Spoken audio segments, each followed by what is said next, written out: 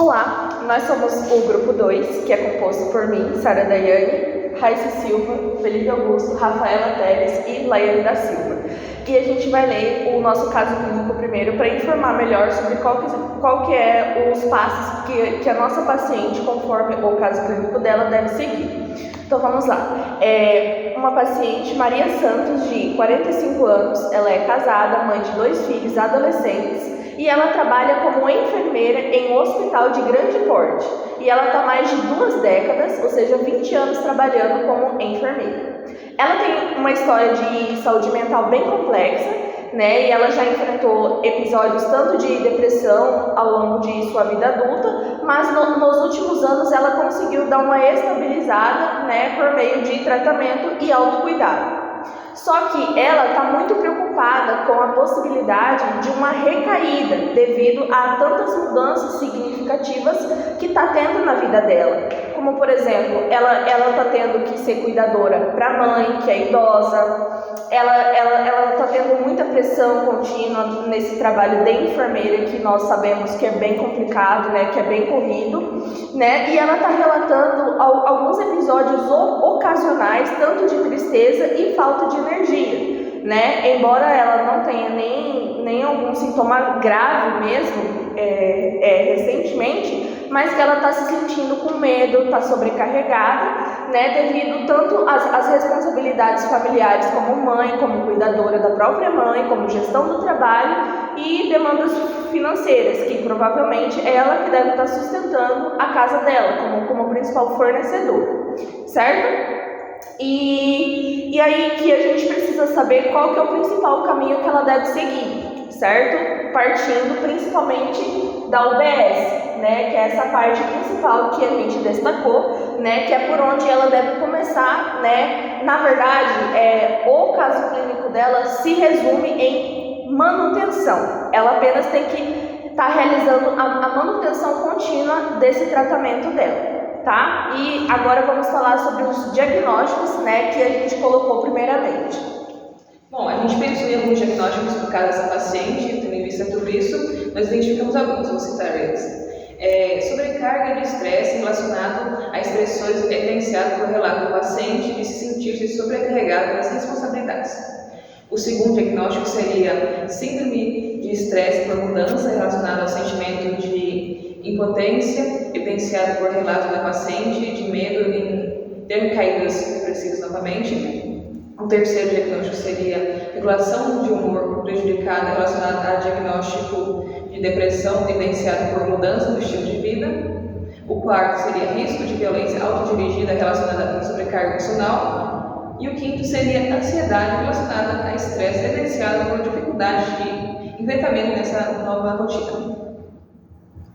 Então, temos como metas ou objetivos ali a estabilização das modulações de humor em até 3 semanas, ajudar essa paciente a organizar suas prioridades e buscar apoio familiar em até 2 semanas, prevenir essa crise depressiva e essa provável recaída até a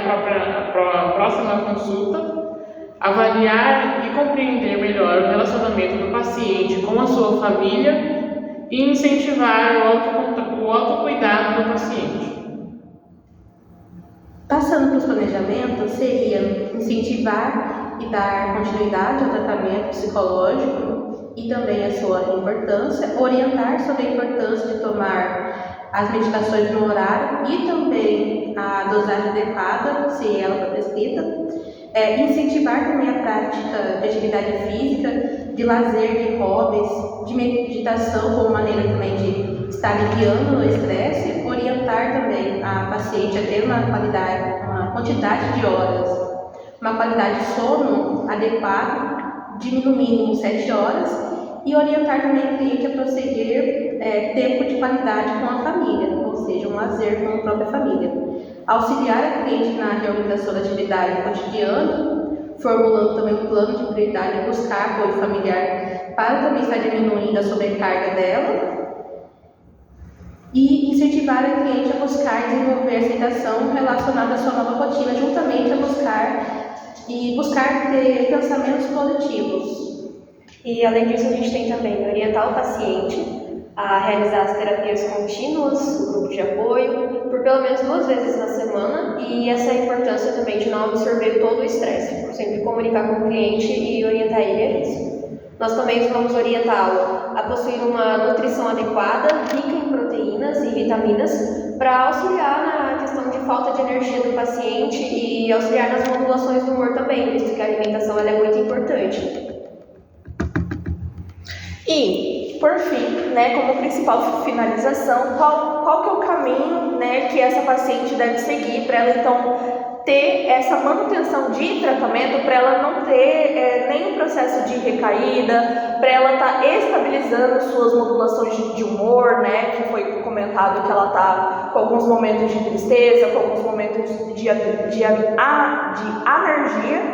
né, com falta de energia, e que, primeiramente nós estipulamos, né, que ela deve iniciar, né, procurar como principal fonte